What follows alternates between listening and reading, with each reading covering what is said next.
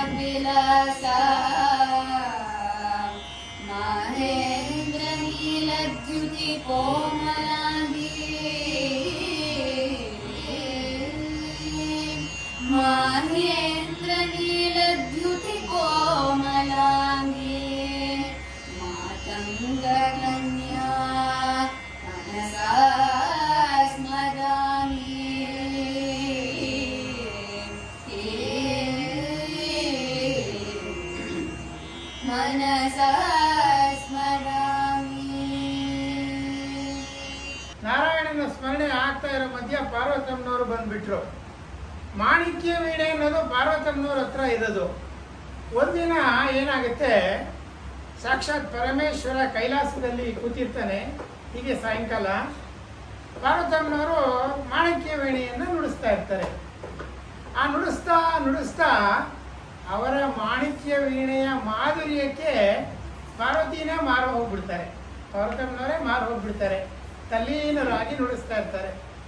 ಆ ನುಡುಕರಿ ಆದಮೇಲೆ ಕಣ್ಣು ತೆಗೆದು ಈಶ್ವರನಿಗೆ ಪಾರ್ವತಮ್ಮನವ್ರು ಕೇಳ್ತಾರೆ, ರೀ ಅಂತಾರೆ, ಏನಮ್ಮ ನನ್ನ ಮಾಣಿಕ್ಯ ವೀಣೆ ಇದೆಯಲ್ಲ, ಇದರ ನಾದ ಮಾಧುರ್ಯಕ್ಕೆ ನಾನೇ ಮನಸೋತು ಹೋಗಿದ್ದೀನಿ. ನನ್ನ ತವರು ಭೂಮಿ ಇದೆಯಲ್ಲ ಭೂಲೋಕ, ಅವರು ಈ ಮಾಣಿಕ್ಯ ವೀಣೆಯ ಮಾಧುರ್ಯವನ್ನು ಕೇಳುವಂತಾಗಬೇಕು.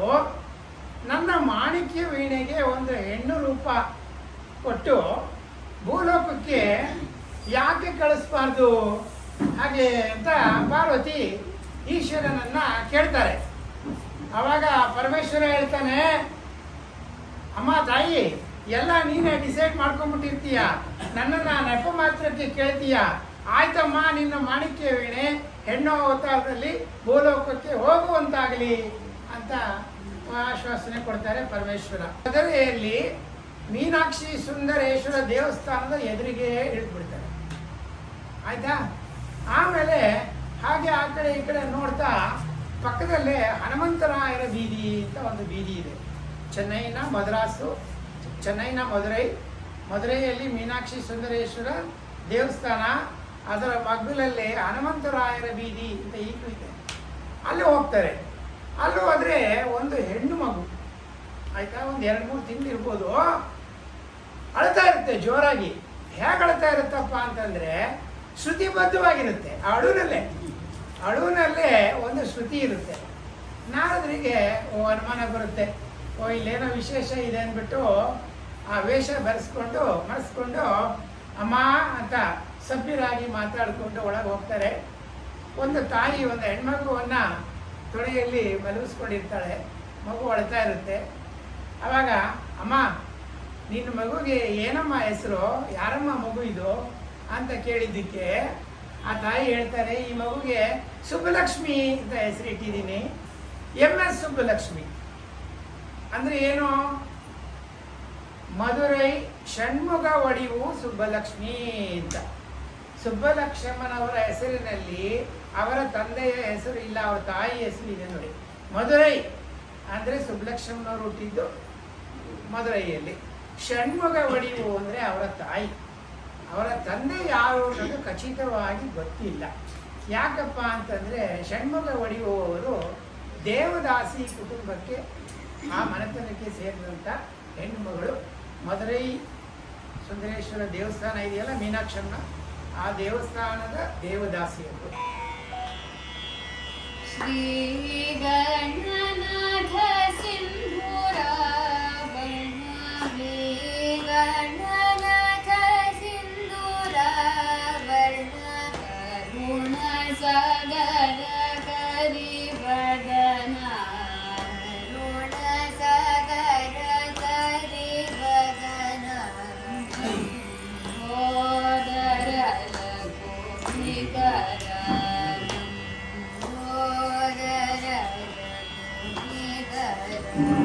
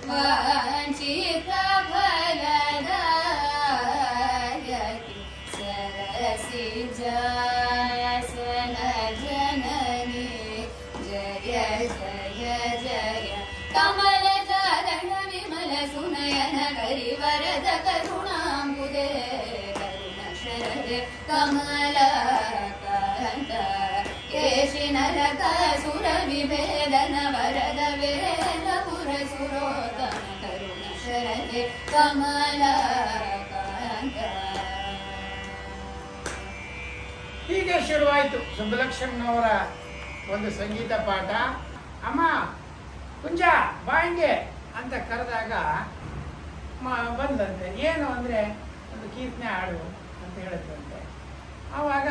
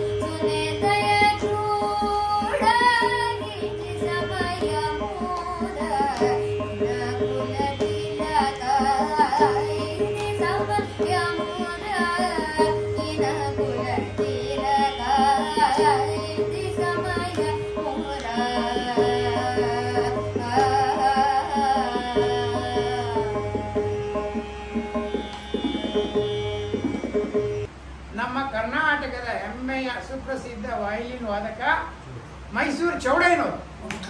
ಒಂದಿನ ಏನಾಯಿತು, ಅರಿಯಾಕೋಡಿ ರಾಮಾನುಜಯ್ಯಂಗಾರ್ ಅಂತ ಇದ್ದಾರೆ, ಅವಾಗಿದ್ದರು. ಅವರ ಕಾರ್ಯಕ್ರಮ ಮಡ್ರಾಸ್ ಮ್ಯೂಸಿಕ್ ಅಕಾಡೆಮಿನಲ್ಲಿ ಆಗಬೇಕಾಗಿತ್ತು. ಅವರಿಗೆ ಬರೋಕ್ಕಾಗಲಿಲ್ಲ. ಅಂದರೆ ನಾಳೆ ಪ್ರೋಗ್ರಾಮು ಇವತ್ತು ಇಲ್ಲ. ಆವಾಗ ಚೌಡಯ್ಯನವರು ಕೇಳಿದ್ರು. ಆವಾಗ ಕಾರ್ಯಕರ್ತರು ಏನು ಹೇಳಿದ್ರು, ಆಯ್ತಪ್ಪ ಆಡ್ಕೊಳ್ಳಿ ಅಂತ. ಅಂದರೆ ಏನು, ಈಗ ನಾಳೆ ಪ್ರೋಗ್ರಾಮು ಈಗ ಗೊತ್ತಾಗಿದೆ, ನಾಳೆ ಹೋಗಿ ಆಡಬೇಕು. ಚೌಡಯ್ಯನವರು ಸಿದ್ಧರಿದ್ದರು ವಯಲಿನ್ ನುಡಿಸೋದಕ್ಕೆ, ಅವರೇ ವಯಲಿನು. ಅವತ್ತಿನ ಕಾರ್ಯಕ್ರಮ ಹೇಗಿತ್ತು, ಯಾವ ಹಾಡನ್ನು ಅವತ್ತು ಸುಬ್ಬಲಕ್ಷ್ಮಿಯವರು ಹಾಡಿದ್ರು?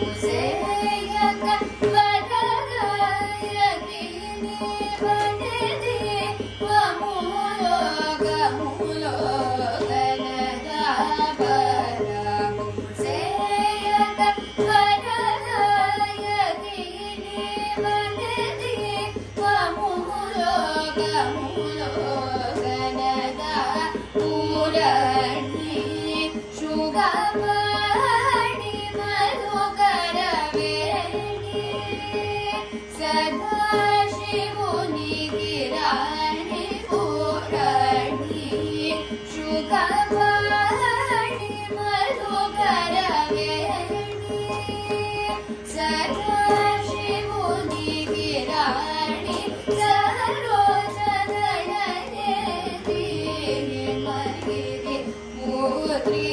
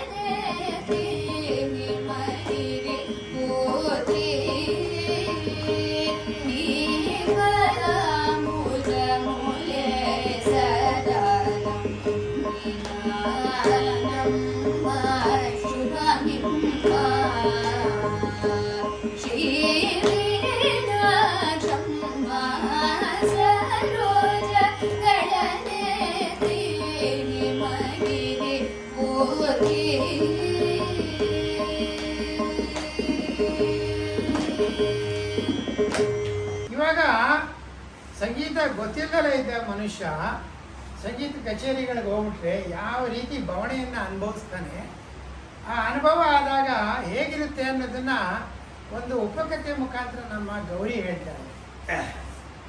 ಬೆಂಗಳೂರಲ್ಲಿ ಇಬ್ರು ಸ್ನೇಹಿತರಿರ್ತಾರಂತೆ. ಒಬ್ಬನ ಹೆಸರು ಕಿಟ್ಟು ಅಂತ, ಇನ್ನೊಬ್ಬನ ಹೆಸರು ಸೀನು ಅಂತ. ಅವರಿಬ್ರಿಗೂ ಶಾಸ್ತ್ರೀಯ ಸಂಗೀತ ಕಂಡ್ರೆ ಬಹಳ ಅಭಿಮಾನ ಇರುತ್ತಂತೆ, ಬೆಂಗಾಲಿ ಭಾಷೆ ಕಂಡ್ರು ಬಹಳ ಆಸೆ ಇರುತ್ತಂತೆ. ಸರಿ, ಅದಕ್ಕೆ ಅವರಿಬ್ರು ಒಂದ್ಸತಿ ಮಾತಾಡ್ಕೊಂಡು ಬೆಂಗಾಲಿಗೆ ಹೋಗ್ಬೇಕು ಅಂತ ನಿರ್ಧರಿಸ್ತಾರಂತೆ. ಟ್ರೈನ್ ಟಿಕೆಟ್ ಎಲ್ಲ ಖರೀದಿಸ್ಕೊಂಡು ಬೆಂಗಳೂರಿಂದ ಕಲ್ಕತ್ತಾದವರೆಗೂ ಹೋಗಿ ಅಲ್ಲಿ ನಡೀತಾ ಇರೋ ಒಂದು ಸಂಗೀತ ಸಾಹಿತ್ಯ ಸಮ್ಮೇಳನದಲ್ಲಿ ನಡೀತಾ ಇರುವ ಕಚೇರಿಗೆ ಸಾವಿರಾರು ರೂಪಾಯಿ ಕೊಟ್ಟು ಟಿಕೆಟ್ ತಗೊಂಡು 2ನೇ ಸಾಲಲ್ಲೇ ಕಿಟ್ಟು ಸೀನು ಬಂದು ಕೂತ್ಕೋತಾರಂತೆ. ಆದ್ರೆ ಅವರಿಬ್ರಿಗೂ ಒಂದ್ ಸ್ವರಾನೂ ಶಾಸ್ತ್ರೀಯ ಸಂಗೀತ ತಿಳಿದಿರಲ್ಲ, ಒಂದ್ ಅಕ್ಷರಾನೂ ಬೆಂಗಾಲಿ ಭಾಷೆ ತಿಳಿದಿರಲ್ಲ. ಅವ್ರ ಪಕ್ಕ ಯಾರೋ ಬಹಳ ತಿಳಿದಿರೋ ಹಂಗ್ ಕಾಣಿಸ್ತಾ ಇರೋ ಒಬ್ರು ಬೆಂಗಾಲಿ ಮನುಷ್ಯ ಕೂತಿರ್ತಾರಂತೆ. ಅವ್ರ ಅಚ್ಚುಕಟ್ಟಾಗಿ ಬೆಂಗಾಲಿಗಳ ತರಾನೇ ಜುಬ್ಬಾ ಪೈಜಾಮ ಎಲ್ಲ ಹಾಕೊಂಡ್ ಕೂತಿರ್ತಾರಂತೆ. ಇವ್ರು ಯಾರೋ ಬಹಳ ಸಂಸ್ಕೃತಿವಂತರು ಅಂತ ಕಿಟ್ಟು ಸೀನು ಅವರಿಗೆ ಇಂಗ್ಲಿಷ್ ಅಲ್ಲಿ ಕೇಳ್ತಾರಂತೆ. ಸಾರ್ ನಿಮ್ ಹೆಸರೇನು ಅಂತ. ಅವರು ನನ್ನ ಹೆಸರು ಅಜಯ್ ಚಕ್ರವರ್ತಿ ಅಂತ ಹೇಳ್ತಾರೆ. ಅದಕ್ಕೆ ಕಿಟ್ಟು ಸೀನು ಮಾತಾಡ್ಕೋತಾರಂತೆ, ನಾವು ಬೆಂಗಳೂರಿನಿಂದ ಕಲ್ಕತ್ತಾವರೆಗೂ ಇಷ್ಟು ದೂರ ಬಂದು 2ನೇ ಸಾಲಲ್ಲೇ ಸಂಗೀತ ಕಚೇರಿ ಕೂತ್ಕೊಂಡು ಪೆದ್ದಾಗಿ ಏನೋ ಗೊತ್ತಿಲ್ಲದ ಹಾಗಿರೋದ್ರ ಬದಲು ನಮ್ ಪಕ್ಕ ಕೂತಿರೋ ಅಜಯ್ ಚಕ್ರವರ್ತಿ ಯಾರೋ ಬಹಳ ತಿಳಿದವ್ರ ತರ ಇದಾರೆ, ಅವ್ರ ಹಾಗೆ ಅನುಕರಣೆ ಮಾಡಿದ್ರೆ ಜನರು ನಮ್ಗೇನೋ ತಿಳಿದಿದೆ ಅಂತ ನೋಡ್ತಾರೆ ಅಂತ ಅನ್ಕೊಂಡ್ರು. ಸರಿ, ಕಚೇರಿ ಆರಂಭ ಆಗುತ್ತಂತೆ. ಕಿಟ್ಟು ಸೀನು ಪಕ್ಕ ಕೂತಿದ್ದ ಅಜಯ್ ಚಕ್ರವರ್ತಿ ಯಾವಾಗ ಚಪ್ಪಾಳೆ ಹೊಡಿತಾರೋ ಇವರಿಬ್ರು ಚಪ್ಪಾಳೆ ಹೊಡಿಯೋದು, ಅವ್ರು ಯಾವಾಗ ಭೇಷ್ ಅಂತಾರೋ ಇವರು ಭೇಷ್ ಅನ್ನೋದು. ಹೀಗೆ ಅನುಕರಣೆ ಮಾಡ್ಕೊಂಡು 3 ಗಂಟೆ ಕಾಲ ಕಿಟ್ಟು ಸೀನು ದೊಡ್ಡ ಸಂಗೀತಗಾರರ ಕಚೇರಿ ಕೇಳ್ಕೊಂಡು ಕಳೆದು ಬಿಡ್ತಾರೆ. ಕೊನೆಗೆ 10 ವರ್ಷದ ಒಂದು ಪುಟ್ಟ ಹುಡುಗಿ ವೇದಿಕೆ ಮೇಲೆ ಬರ್ತಾಳಂತೆ. ಅವಳು ತುಂಬಾ ಚೆನ್ನಾಗಿ ಹಾಡ್ತಾಳಂತೆ, ನೋಡಕ್ಕೂ ತುಂಬಾ ಚೂಟಿಯಾಗಿರ್ತಾಳಂತೆ. ಸರಿ, ಅಜಯ್ ಚಕ್ರವರ್ತಿ ಅವರು ಅವಳ ಹಾಡನ್ನ ಬಹಳ ಮೆಚ್ಚುಗೆಯಿಂದ ಕೇಳ್ತಾ ಇದ್ರಂತೆ, ಬಹಳ ಹೊಗಳ್ತಾ ಇದ್ರಂತೆ ಮಧ್ಯದಲ್ಲಿ. ಕಿಟ್ಟು ಸೀನುನು ಅವ್ರ ಹಾಗೆ ಅನುಕರಣೆ ಮಾಡ್ಕೊಂಡು ಮಾಡ್ತಾರೆ. ಕೊನೆಗೆ ಒಬ್ಬ ಮನುಷ್ಯ ವೇದಿಕೆ ಮೇಲೆ ಬಂದು ವಂದನಾರ್ಪಣೆ ಮಾಡ್ತಾರಂತೆ. ಅವರು ಬೆಂಗಾಲಿ ಭಾಷೆಯಲ್ಲಿ ಆ ಹುಡುಗಿಗೆ ಹೊಗಳಿಕೆ ಮಾತಾಡಿ ತುಂಬಾ ಚೆನ್ನಾಗಿ ಹಾಡಿದಾಳೆ ಅಂತ ಹೇಳಿ, ಕೊನೆಗೇನೋ ಬೆಂಗಾಲಿ ಭಾಷೆ ಜೋರಾಗೇನೋ ಹೇಳ್ಬಿಟ್ಟು ಪ್ರೇಕ್ಷಕರ ಕಡೆಗೆ ಈ ತರ ಕೈ ಮಾಡಿ ತೋರಿಸ್ತಾರಂತೆ. ಕಿಟ್ಟು ಸೀನು ಪಕ್ಕ ಕೂತಿದ್ದ ಅಜಯ್ ಚಕ್ರವರ್ತಿ ತಕ್ಷಣ ಅವ್ರ ಸೀಟಿಂದ ಹಿಡಿದು ವೇದಿಕೆ ಕಡೆಗೆ ಓಡ್ ಹೋಗಕ್ ಶುರು ಮಾಡ್ತಾರಂತೆ. ಇವರಿಬ್ರು ಬೆಂಗಾಲಿ ಭಾಷೆನೂ ತಿಳಿದಿಲ್ಲ, ಏನೋ ಗೊತ್ತಿಲ್ಲ. ಇವ್ರು ಓಡ್ತಾ ಇದಾರಲ್ಲ, ನಾವು ಅವ್ರ ಹಿಂದೆನೆ ಹೋಗ್ಬೇಕೋ ಏನೋ ಅಂತ ಅಜಯ್ ಚಕ್ರವರ್ತಿ ಹಿಂದೆನೆ ಓಡಕ್ ಶುರು ಮಾಡ್ಬಿಡ್ತಾರಂತೆ ಕಿಟ್ಟು ಸೀನು. ಅಜಯ್ ಚಕ್ರವರ್ತಿ ಯಾವಾಗ ಇವರಿಬ್ರು ಅವ್ರನ್ನೇ ಹಿಂಬಾಲಿಸ್ತಾ ಇದ್ರು ಅಂತ ಗೊತ್ತಾಯ್ತು, ಇಬ್ರಿಗೂ ತೆಗೆದು 2 ಬಾರಿಸ್ಬಿಡ್ತಾರೆ. ಕಿಟ್ಟು ಸೀನು ಸಪ್ಪೆ ಮೊರೆ ಹಾಕೊಂಡು ಸಭಾಂಗಣದ ಬಾಗ್ಲಾಚೆ ಹೋಗಿ ನಿಂತ್ಕೋತಾರೆ. ಸರಿ, ಸ್ವಲ್ಪ ಹೊತ್ತಾದ್ಮೇಲೆ ಅಜಯ್ ಚಕ್ರವರ್ತಿ ಅವರು ಕೂಡ ಆಚೆ ಬರ್ತಾರಂತೆ. ಅವರು ಅವರನ್ನ ಗುರ್ತಿಸ್ಬಿಟ್ಟು ಕಿಟ್ಟು ಸೀನು ಇಂಗ್ಲಿಷ್ ಅಲ್ಲಿ ಕೇಳ್ತಾರಂತೆ, ನೋಡಿ ಸರ್, ನಾವಿಬ್ರು ಬೆಂಗಳೂರಿನಿಂದ ಬಂದವರು, ನಮಗೆ ಶಾಸ್ತ್ರೀಯ ಸಂಗೀತನೂ ತಿಳಿದಿಲ್ಲ, ಬೆಂಗಾಲಿ ಭಾಷೆನೂ ತಿಳಿದಿಲ್ಲ. ನೀವ್ ಯಾರೋ ಬಹಳ ತಿಳಿದವ್ರು ದೊಡ್ಡ ಮನುಷ್ಯರ ತರ ಕಾಣಿಸ್ತಾ ಇದ್ವಿ, ಹಾಗಾಗಿ ನಿಮ್ ತರಾನೇ ಅನುಕರಣೆ ಮಾಡ್ಬೇಕು ಅಂತ ನಿರ್ಧರಿಸಿದ್ವಿ. ಆದ್ರೆ ನಿಮ್ ಹಿಂದೆನೆ ನಾವು ವೇದಿಕೆ ಕಡೆ ಓಡ್ ಹೊರಟಾಗ ನೀವು ನಮಗೆ ಕಪಾಳಕ್ ಬಾರಿಸ್ಬಿಟ್ರಲ್ಲ ಸರ್, ಯಾಕೆ ಹಿಂಗ್ ಮಾಡಿದ್ರಿ ಅಂತ ಕೇಳ್ತಾರಂತೆ. ಆಗ ಅಜಯ್ ಚಕ್ರವರ್ತಿ ಅವರಿಗೆ ಅವ್ರಿಬ್ರ ಮೇಲೆ ಕರುಣೆ ಬರುತ್ತಂತೆ. ಅವ್ರು ಹೇಳ್ತಾರಂತೆ, ಕೊನೆ ವಂದನಾರ್ಪಣೆ ಮಾಡಕ್ ಬಂದವರು ಆ ಪುಟ್ಟ ಹುಡುಗಿ ಬಗ್ಗೆ ಅಭಿಮಾನದ ಮಾತಾಡಿ ಈ ಹುಡುಗಿ ತಂದೆ ಆದವರು ನಮ್ ಪ್ರೇಕ್ಷಕರೊಡನೆ ಇವತ್ತು ಕೂತಿದ್ದಾರೆ, ಅವ್ರು ದಯವಿಟ್ಟು ವೇದಿಕೆ ಮೇಲೆ ಬರ್ಬೇಕು ಅಂತ ಕರೀತಾ ಇದೀನಿ ಅಂತ ಹೇಳ್ತಾರೆ. ನಾನೇ ಆ ಹುಡುಗಿ ತಂದೆ ಆಗಿದ್ರಿಂದ ನಾನ್ ಎದ್ದು ಹೊರಟೆ, ನೀವಿಬ್ರು ನನ್ ಹಿಂದೆ ಬಂದ್ರಲ್ಲ, ನನಗೆ ಅದಕ್ಕೆ ಕೋಪ ಬಂದ್ ಕಪಾಳಕ್ ಹೊಡ್ಬಿಟ್ಟೆ, ಕ್ಷಮಿಸಿ ಅಂತ ಹೇಳ್ತಾರೆ. ಈ ಕಥೆ ನೀತಿ ಏನಪ್ಪಾ ಅಂದ್ರೆ, ಬೆಂಗಾಲಿ ಭಾಷೆ ಬಗ್ಗೆ ಅಭಿಮಾನ ಇರುವುದು ಸರಿ, ಶಾಸ್ತ್ರೀಯ ಸಂಗೀತದ ಬಗ್ಗೆ ಅಭಿಮಾನ ಇರುವುದು ಸರಿ, ಆದ್ರೆ ಬೇರೆಯವರನ್ನ ಕುರುಡಾಗಿ ಅಂಧಾನುಕರಣೆ ಮಾಡಬಾರ್ದು ಅಂತ ಈ ಕಥೆಯಿಂದ ನಮಗೆ ತಿಳಿಯುತ್ತೆ. ಶಕುಂತಳೈ ಅನ್ನುವಂತ ಸಿನಿಮಾ ತೆಗಿತೀನಿ. ಅವಾಗ ಅಭಿಜ್ಞಾನ ಶಕುಂತಳ ತುಂಬಾ ಜನಪ್ರಿಯವಾದಂತ ಒಂದು ಕಥಾವಸ್ತು. ಅದನ್ನ ತೆಗಿತೀನಿ ಅಂತ ಹೇಳ್ಬಿಟ್ಟು ಏರ್ಪಾಡು ಮಾಡ್ಕೊಂಡ್ರು, ಆಯ್ತಾ. ಅದರೊಳಗಡೆ ಸುಬ್ಬಲಕ್ಷ್ಮಿನೇ ಹೀರೋಯಿನ್ನು. ನಿಮಗೆ ಗೊತ್ತಿರಲಿ, ಸುಬ್ಬಲಕ್ಷ್ಮಿ ಸಿನಿಮಾ ನಟಿ ಕೂಡ. ಸುಬ್ಬಲಕ್ಷ್ಮಿಯವರು ಶಕುಂತಳೆಯ ಪಾತ್ರವನ್ನ ಮಾಡಿದ್ರು.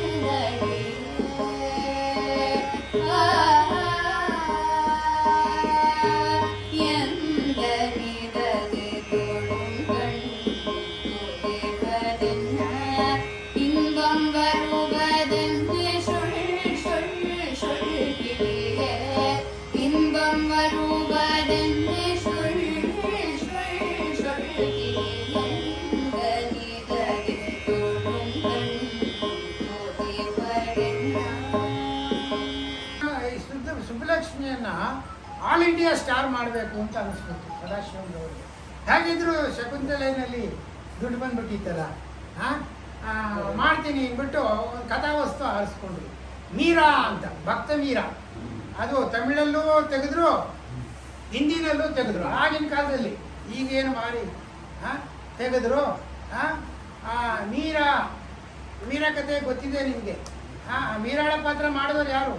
ಶಕುಂತಳೆ ಹೇಳಿ ಮಾಡಿಸಿದಂಥ ನಮ್ಮ ಸುಬ್ಬಲಕ್ಷ್ಮಿ ಗಂಡನ ಮನೆಗೆ ಹೋಗ್ತಾಳೆ. ಗಂಡನ ಮನೆಯಲ್ಲಿ ಮೊದಲ ಕೋರಿಕೆ ಕೇಳಿದ್ದು, ಗಿರಿಧರ ಗೋಪಾಲ ನಮ್ಮ ಕೃಷ್ಣ ಇದ್ದಾನಲ್ಲ, ಅವನಿಗೆ ಒಂದು ಮಂದಿರವನ್ನು ಕಟ್ಟಿಸ್ಕೊಳ್ತೀರಾ ಅಂತ ಯಜಮಾನ್ರಿಗೆ ಕೇಳ್ತಾಳೆ. ಆವಾಗ ಗಿರಿಧರ ಗೋಪಾಲನ ಮಂದಿರವನ್ನು ಗಂಡ ಕಟ್ಟಿಸ್ಕೊಡ್ತಾನೆ. ಕಟ್ಟಿಸ್ಕೊಟ್ಟು ದಿನ ಸ್ಥಾಪನೆ ಆಗುತ್ತಲ್ಲ, ಪ್ರತಿಷ್ಠಾಪನೆ, ಆ ದಿನ ನಮ್ಮ ಮೀರಾಬಾಯಿ ಅಂದರೆ ನಮ್ಮ ಸುಬ್ಬಲಕ್ಷ್ಮನವರು ಯಾವ ಹಾಡು ಹೇಳಿದ್ರು? ಗಿರಿಧರ ಗೋಪಾಲ,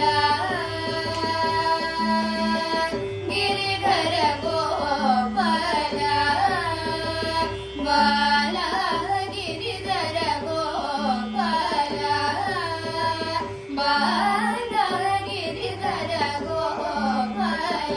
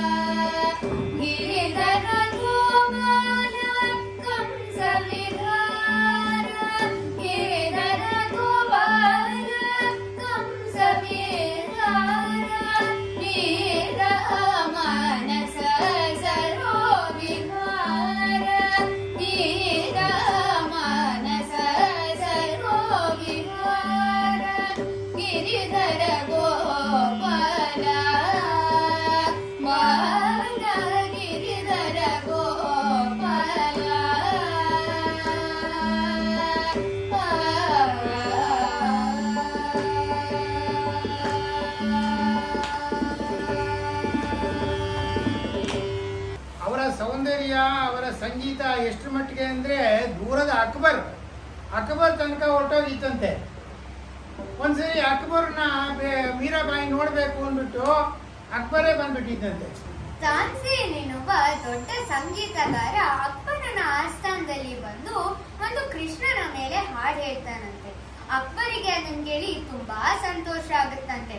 ತಾನ್ಸೇನಿಗೆ ಕೇಳ್ತಾನಂತೆ, ತಾನ್ಸೇನ್, ಈ ಹಾಡನ್ನು ಯಾರು ರಾಗ ಸಂಯೋಜನೆ ಮಾಡಿದ್ದು, ಯಾರು ರಚಿಸಿದ್ದು ಅಂತ ಕೇಳಿದಾಗ ತಾನ್ಸೇನ್ ಹೇಳ್ತಾನಂತೆ, ಪಕ್ಕದ ರಾಜ್ಯದಲ್ಲಿ ಒಬ್ಳು ಮೀರಾಬಾಯಿ ಅಂತಿದ್ದಾಳೆ, ಅವಳೇ ಈ ಹಾಡನ್ನು ರಾಗ ಸಂಯೋಜನೆ ಮಾಡಿದ್ದು ಮತ್ತೆ ರಚಿಸಿದ್ದು ಅಂತ ಹೇಳ್ತಾನಂತೆ. ಅಕ್ಬರ್ ಕೇಳ್ತಾನಂತೆ, ಈ ಮಹಾದೇವಿಯನ್ನು ನಮ್ಮ ಆಸ್ಥಾನಕ್ಕೆ ಕರ್ಕೊಂಡ್ಬಂದು ಹಾಡ್ಸಕ್ಕಾಗುತ್ತಾ ಅಂತ ಕೇಳಿದಾಗ ತಾನ್ಸೇನ್ ಹೇಳ್ತಾನಂತೆ, ಅದಾಗ್ಲಾರನ್ ಮಾತು, ಅವಳು ಹೋಗಿ ರಾಜ್ಪೂತ ಮನೆತನದ ಸೊಸೆ ಆಗಿದ್ದಾಳೆ, ಅವಳು ಯಾರದೇ ಬೇರೆ ಅವರ ಆಸ್ಥಾನಕ್ಕೆ ಬರಲ್ಲ ಅಂತ ಹೇಳ್ಬಿಡ್ತಾನಂತೆ. ಅಕ್ಬರ್ ಹೇಳ್ತಾನಂತೆ, ನಾವೇ ನಾಳೆ ಹೋಗ್ಬಿಟ್ಟು ಅವಳನ್ನ ನೋಡ್ಕೊಂಡ್ ಬರೋಣ ಅಂತ ಹೇಳ್ತಾನಂತೆ. ಬೆಳಗ್ಗೆ ಬಂದೇ ಬಿಡುತ್ತಂತೆ. ತಾನ್ಸೇನು ಅಕ್ಬರು ವೇಷ ಬದಲಾಯಿಸ್ಕೊಂಡ್ಬಿಟ್ಟು ಅದೇ ಗಿರಿಧರ ಗೋಪಾಲನ ಮಂದಿರ ಕಟ್ಟಿಸ್ಕೊಂಡಿರ್ತಾಳಲ್ಲ, ಅಲ್ಲಿ ಹೋಗಿ ಕೂತ್ಕೋತಾರಂತೆ. ಮೀರಾಬಾಯಿ ಕೃಷ್ಣನ ಮುಂದೆ ಒಂದು ತುಂಬಾ ಚೆನ್ನಾಗಿರುವ ಹಾಡು ಹೇಳ್ತಾ ಇರ್ತಾಳಂತೆ. ಅಕ್ಬರು ಅದನ್ನ ತಲ್ಲೀನತೆಯಿಂದ ಕೇಳ್ತಾ ಇರ್ತಾನಂತೆ.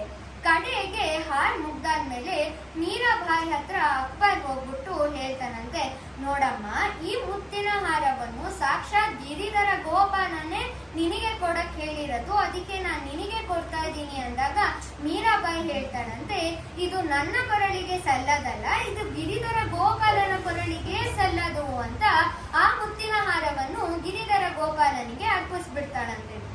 ಈ ಕಥೆಯಿಂದ ನಮಗೇನ್ ಗೊತ್ತಾಗುತ್ತಪ್ಪ ಅಂದ್ರೆ, ಮೀರಾಳ ಭಕ್ತಿ ಗಿರಿಧರ ಗೋಪಾಲನ ಮೇಲೆ ಎಷ್ಟು ಅಂದ್ರೆ, ಅವಳಿಗೆ ಏನೇ ಸಂಪತ್ತು ಬರಲಿ, ಏನೇ ಸುಖ ಬರಲಿ, ಅದನ್ನ ಕೃಷ್ಣ ಅರ್ಪಣ ಮಸ್ತು ಅಂತ ಗಿರಿಧರ ಗೋಪಾಲನಿಗೆ ಅರ್ಪಿಸ್ಬಿಡ್ತಾ ಇದ್ದಾರೆ ಅಂತ ಒಂದು ಸುಂದರವಾದ ಮೀರಾ ಭಜನೆಯನ್ನ ಬರೆದಿದ್ದಾಳೆ ಮೀರಾಬಾಯಿಯವರು.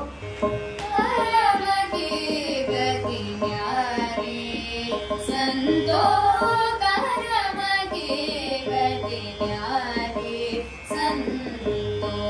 बड़े बड़े नयन दिए तिरगन को, बन बन तिरक उधारी, संतो करम की गति न्यारी, संतो उज्ज्वल मरण दिनी बगलन को, उज्ज्वल मरण दिनी बगलन को, कोयल कर दिनी गारी, संतो करम की गति न्यारी, संतो मीरा के प्रभु गिरिधर नागुण, मीरा के प्रभु गिरिधर नागुण, राजा जी को कौन विचारी,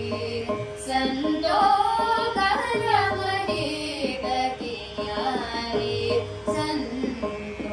ಗಾಂಧೀಜಿ ಕೂಡ ಸುಬ್ಬಲಕ್ಷ್ಮಿ ಅವರ ಹಾಡುಗಾರಿಕೆಯನ್ನ ತುಂಬಾ ಇಷ್ಟಪಡ್ತಾರೆ. 48ನೇ ಇಸ್ವಿ ಟೈಮಲ್ಲಿ ಒಂದು ಗುಜರಾತಿ ಹಾಡಿದೆ, ಆ ಒಂದು ವೈಷ್ಣವ ಜನತೋ ತೇನೆ ಕೈಯೇ, ಅದು ಗಾಂಧೀಜಿಯವರಿಗೆ ತುಂಬಾ ಇಷ್ಟವಾದ ಹಾಡು. ಅದನ್ನ ನೀನು ಹಾಡಮ್ಮ ಚೆನ್ನಾಗಿ ಅಂತ ಹೇಳಿದ್ರಂತೆ.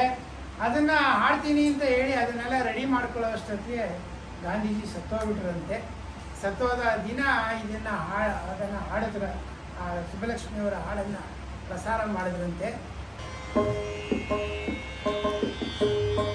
वैष्णव जन तो तेने कहिए जे, पीढ़ बराए जाने रे, वैष्णव जन तो तेने कहिए जे, पीढ़ बराए जाने रे, पर दुखे उपकार करे तो ये, पर दुखे उपकार करे तो ये, मन अभिमान नाए रे, वैष्णव जन तो तेने कहिए जे, सकल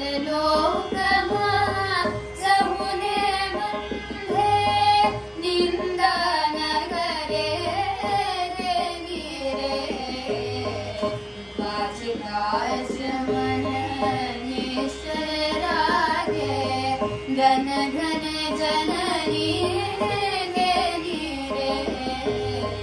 वैष्णव जन तो कहिए सब दृष्टि में तृष्णा त्यागे पर श्री जने मांगे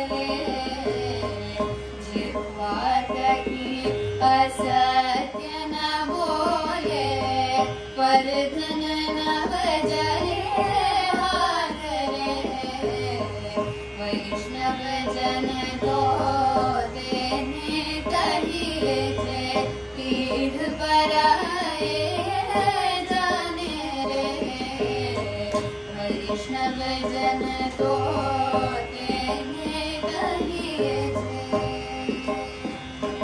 66ನೇ ಇಸ್ವಿ ಅಕ್ಟೋಬರ್ 23ನೇ ತಾರೀಕು ಸುಬ್ಬಲಕ್ಷ್ಮಿಯವರಿಗೆ ವಿಶ್ವಸಂಸ್ಥೆಯ ಸಭಾಂಗಣದಲ್ಲಿ ಕುಳಿತು ಇಡೀ ಪ್ರಪಂಚದ ಪ್ರತಿನಿಧಿಗಳ ಮುಂದೆ ಹಾಡುವಂಥ ಅವಕಾಶ ಸಿಕ್ತು. ಜಗದೋದ್ಧಾರ ಆಗಲಿ ಎನ್ನುವಂಥ ಒಂದು ಸಂದೇಶವನ್ನು ತಮ್ಮ ಸಂಗೀತದ ಮುಖಾಂತರ ನಮ್ಮ ಸುಬ್ಬಲಕ್ಷ್ಮಿಯವರು ಹಾಡಿದ್ರವತ್ತು.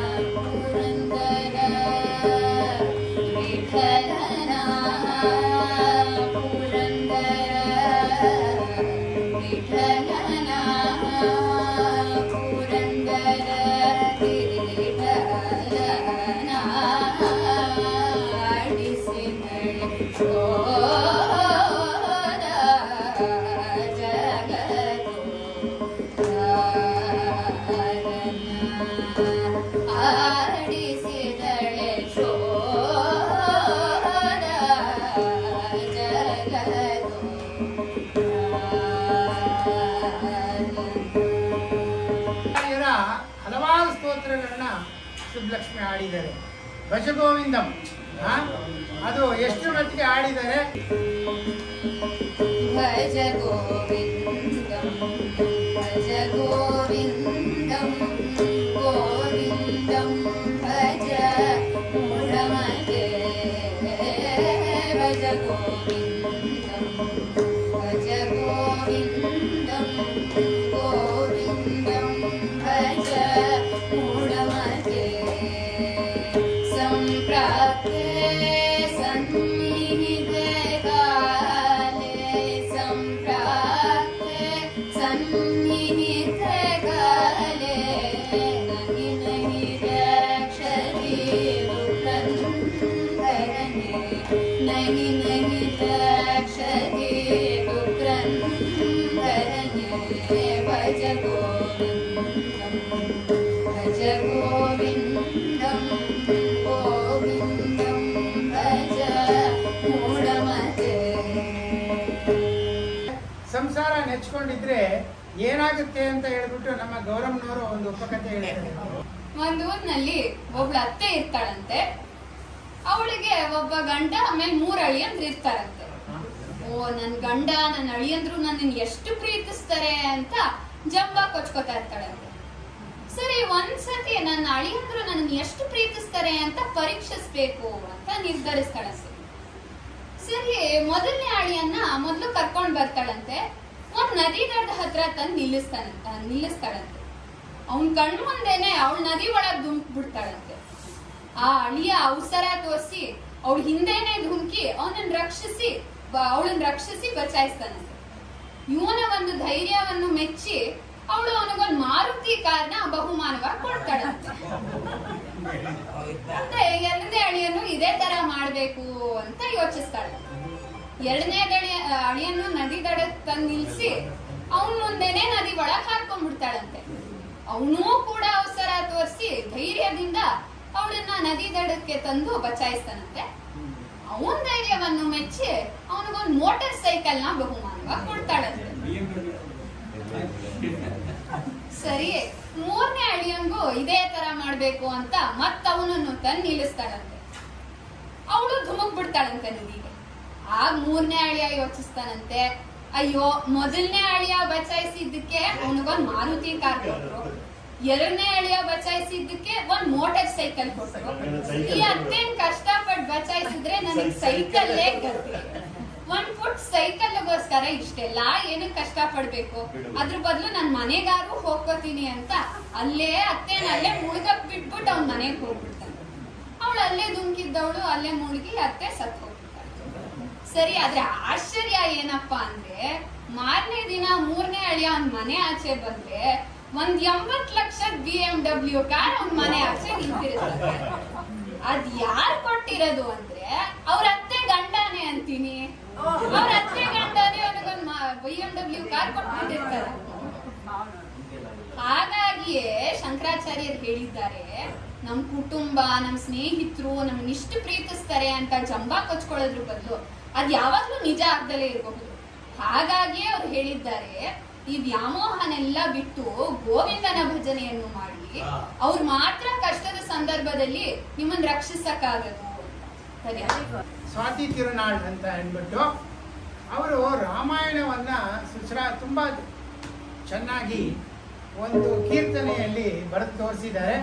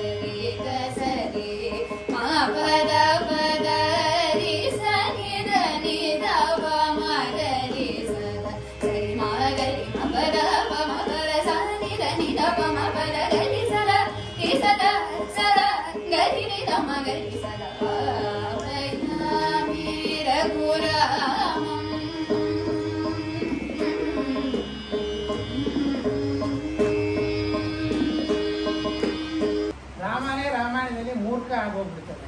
ಆ ಪ್ರಸಂಗವನ್ನ ನಮ್ಮ ಪ್ರಜ್ಞಾ ಇವಾಗ ಹೇಳ್ತಾಳೆ.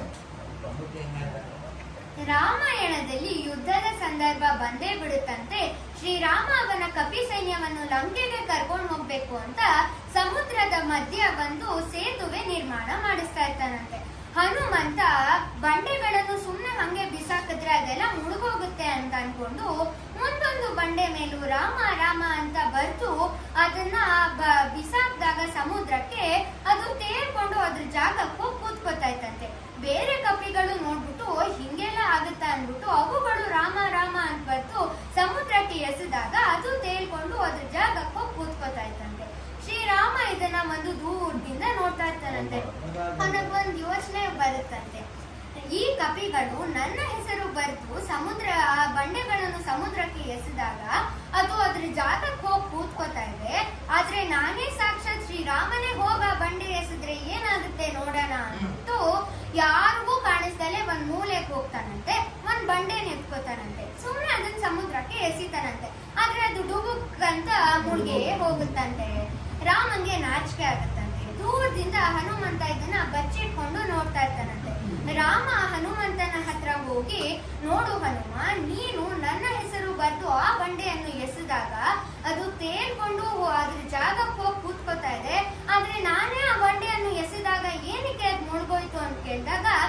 ಹನುಮಂತ ಹೇಳ್ತಾನಂತೆ, ನೋಡಿ ಪ್ರಭು, ನೀವ್ ಆ ಬಂಡೆಯ ಕೈ ಬಿಟ್ಬಿಟ್ರಿ, ಅದಕ್ಕೆ ಅದು ಮುಳುಗೋಯ್ತು. ನಮ್ಮ ಕೈಯು ನೀವು ಬಿಟ್ಬಿಟ್ರೆ ನಾವುಗಳು ಜೀವನ ಎನ್ನುವ ಸಮುದ್ರದಲ್ಲಿ ಮುಳುಗೋಗ್ತೀವಿ. ಅದಕ್ಕೆ ನೀವು ನಮ್ಮ ಕೈಯನ್ನು ಯಾವತ್ತೂ ಬಿಡಬಾರ್ದು ಪ್ರಭು ಅಂತ ನಮಸ್ಕಾರ ಮಾಡಿ ಹೇಳ್ತಾನಂತೆ. ಈ ಕಥೆಯ ನೀತಿ ಏನಪ್ಪಾ ಅಂದ್ರೆ, ರಾಮ ಯಾವಾಗ ತನಕ ನಮ್ಮ ಕೈಗಳನ್ನು ಭದ್ರವಾಗಿ ಬಿಟ್ಕೊಂಡಿರ್ತಾನೋ ಅವಾಗ ನಮ್ಮ ಜೀವನನು ಆ ಬಂಡೆಗಳ ತರನೇ ತೇಲ್ತಾ ಇರುತ್ತೆ. ಆದ್ರೆ ಯಾವಾಗ ಕ್ಷಣ ರಾಮ ನಮ್ಮ ಕೈ ಬಿಡ್ತಾನೋ ಆ ಬಂಡೆ ತರನೇ ನಾವು ಮುಳುಗೋಗ್ತೀವಿ. 2004 ಸುಬ್ಬಲಕ್ಷ್ಮಿಯವರು ನಿಧನರಾದರು. ಈ ನಡುವೆ 99 ನಮ್ಮ ಅಟಲ್ ಬಿಹಾರಿ ವಾಜಪೇಯಿರವರು ಪ್ರಧಾನಮಂತ್ರಿ ಆಗಿದ್ದಾಗ ಸುಬ್ಬಲಕ್ಷ್ಮಿಯವರನ್ನ ಗುರುತಿಸಿ ಅವರಿಗೆ ಭಾರತ ರತ್ನ ಪ್ರಶಸ್ತಿ ಕೊಟ್ಟಿದ್ದು. ಆ ಕೀರ್ತಿ ನಮ್ಮ ವಾಜಪೇಯಿ ಅವರಿಗೆ ಹೋಗ್ಬೇಕು. ಅಂಗಳ ಹಾಡ್ತಾರೆ.